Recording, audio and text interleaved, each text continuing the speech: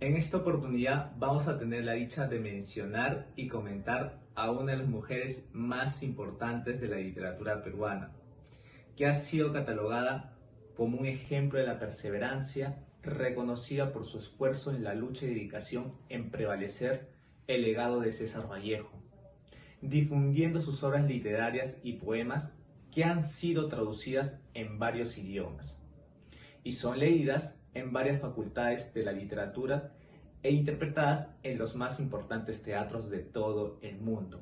Estamos hablando de Georgette de Pílipar, reconocida por defender y prevalecer el legado de César Vallejo, nominándole como el poeta universal de la literatura peruana. Mi nombre es César Manuel Parionas Atalaya y hablaremos sobre un resumen sobre Georgette Filipar, una mujer empoderada.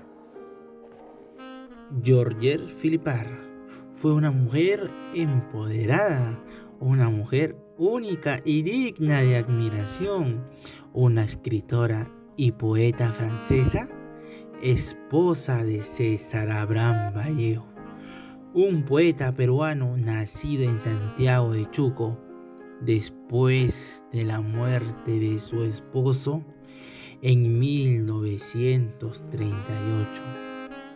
Conservó abnegadamente todos sus manuscritos, salvándose de una segura desaparición. Durante los años de la ocupación alemana de París y luchó el resto de su vida por difundir el legado vallejiano. De no ser por su favorosa dedicación, las obras literarias de César Abraham Vallejo no tendrían la difusión mundial que tienen, y el ahora reconocido ampliamente como el poeta universal. Infancia y adolescencia.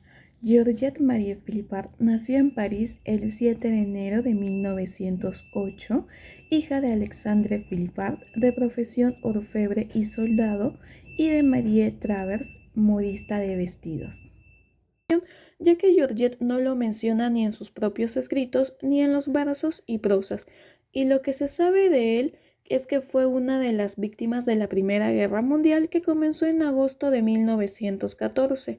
En septiembre, en la batalla del Marne, fue herido y días después murió, cuando él tenía 32 años y Georgette 6 años. Georgette fue reconocida por su madre como hija suya el 8 de noviembre de 1915, pues la tuvo a los 19 años, y en esa época Marie Travers era todavía menor de edad.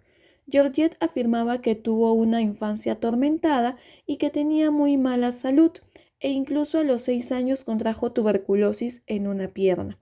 El reconocimiento de Georgette por parte del padre se dio por el juzgamiento del Tribunal Civil el 14 de octubre de 1917, a partir de una carta que dejó el agonizante progenitor.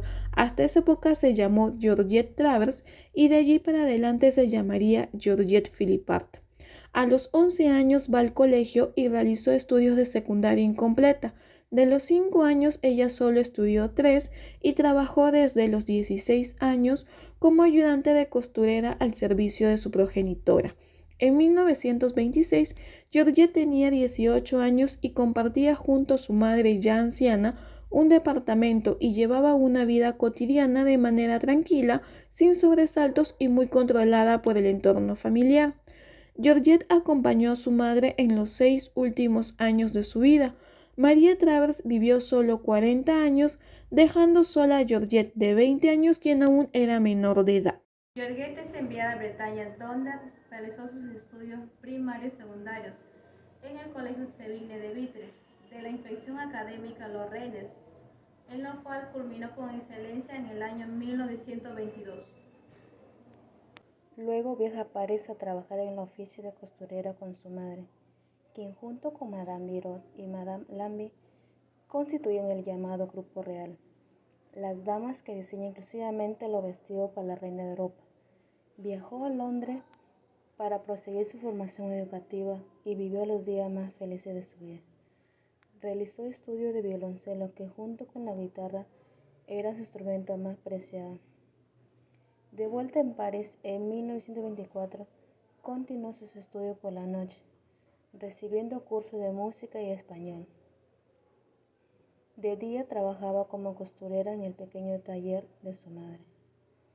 Georgette era escritora, poeta francesa, esposa de César Vallejo. En octubre de 1934, Vallejo y Georgette se casan por civil en París, 2 años después de retornar al país europeo tras ser expulsados de Francia por sus vínculos comunistas. La poesía y el marxismo eran 2 cosas que unían a la pareja. Vallejo muere a los 46 años, un Viernes Santo en París. Georgette le cede su espacio en la tumba familiar en Montreuil. En 1939, un año después de su muerte, edita y publica Poemas Humanos, la obra poética de su esposo junto a Raúl Porras Barrenechea. Georgette de Vallejo fue la encargada de difundir las obras de Vallejo tras su muerte. Tras la muerte de su esposo, ella dedicó sus esfuerzos para lograr que la obra literaria del poeta peruano se convirtiera en un bien universal durante los años de la ocupación alemana a Francia. Georgette cuidó los manuscritos de su esposo con temple de guardia. Tras la muerte de su esposo, ella dedicó sus esfuerzos para lograr que la obra literaria del poeta peruano se convirtiera en un bien universal. Durante los años de la ocupación alemana a Francia, Georgette cuidó los manuscritos de su esposo con temple de guardia. Llega a Perú en 1951, donde decide vivir bajo una pequeña pensión que obtuvo tras la llegada de Porras Barrenechea en el Ministerio de Educación hasta 1968. Es recordada por su mal carácter y la irritabilidad para guardar con celo la memoria de su esposo. En 1978, Georgette sufre un severo accidente, rueda por las escaleras y presenta un accidente cerebrovascular y hemiplegia parcial. Murió en Lima. Finalmente, respecto a esta pareja paradigmática, ¿no es acaso el testimonio viviente de una vida cargada de sufrimientos por la triste realidad del hombre?